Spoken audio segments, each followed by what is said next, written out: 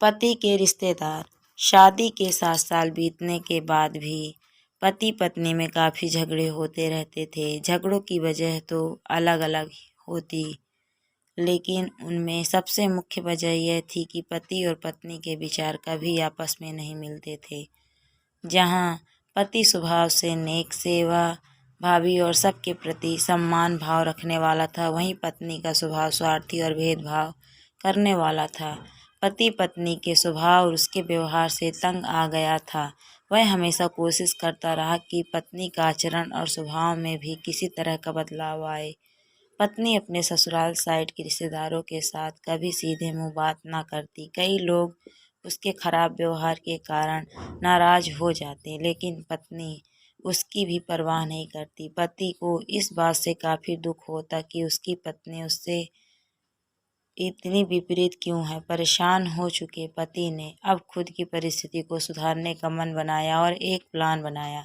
अगले दिन पति ने पत्नी से कहा, सुनो कम्मो, मैं सोच रहा था कि मम्मी पापा, बहन भाई और उनके बच्चों को घर पर इनवाइट कर लेता हूँ।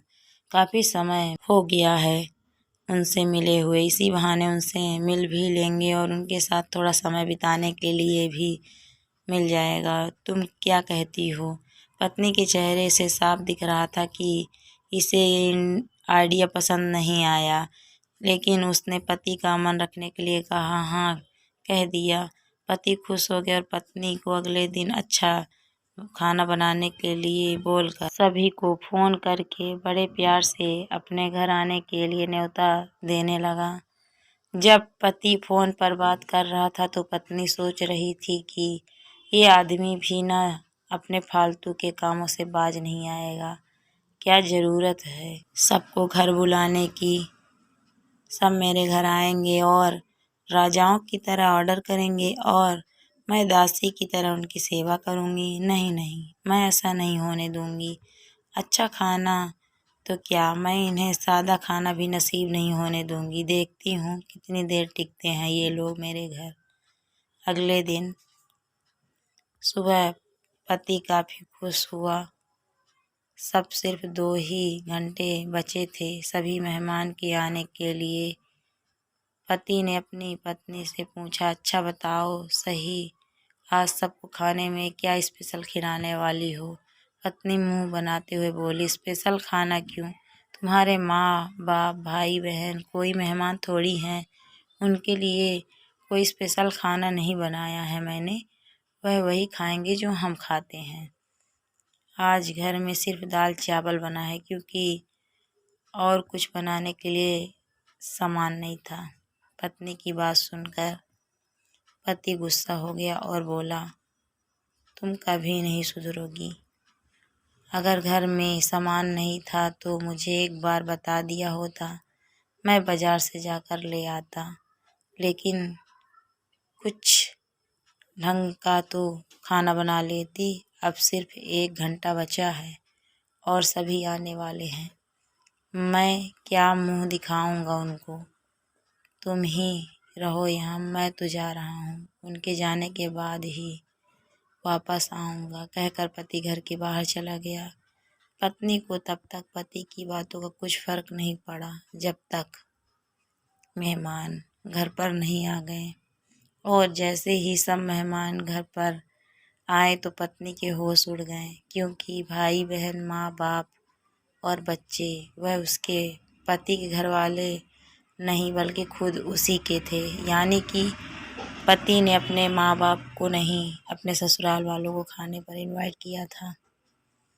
पत्नी अब काफ़ी परेशान हो गई, क्योंकि अपने ससुराल वालों को परेशान करने के लिए सिर्फ उसने सादा खाना बनाया था, बल्कि खाने में ज़्यादा नमक और मिर्ची भी डाल कर रखा था। अपने मायके वालों को सामने देखकर पत्नी हाथ मलने लगी। थोड़ा सोचने के बाद पत्नी ने अपने पति को फ़ोन मिलाया और कहा, तुमने मुझे पहले क्यों नहीं बताया कि मेरे मम्मी पापा और भाई बहन आने वाले हैं? तुम पहले बता देते तो मैं अच्छा खाना उनके लिए बनाती। पति ने कहा, मैंने वही बताया जो मैं मानता हूँ। मैंने कभी तुम्हारे परिवार को पराया नहीं समझा और तुमने कभी मेरे परिवार वालों को अपना नहीं माना। और मैं जानता हूँ कि तुमने क्या सोचकर कि मेरे मम्मी पापा और भाई बहन आने वाले हैं, जानबूझकर घटिया खाना बनाया। अब तुमने जो किया है उसे खुद भुगतो। मुझे पता है तुमने मुझे इसीलिए फ़ोन किया होगा कि ताकि बाहर से खाना मंगवा सकूं, लेकिन मैं ऐसा नहीं करूंगा ताकि तुम्हें तुम्हारे किए की सज़ा मिल सके। इतना कहकर पति ने फ़ोन कट कर दिया। न चाहते हुए भी पत्नी को अपने मायके वालों को वही खाना खिलाना पड़ा।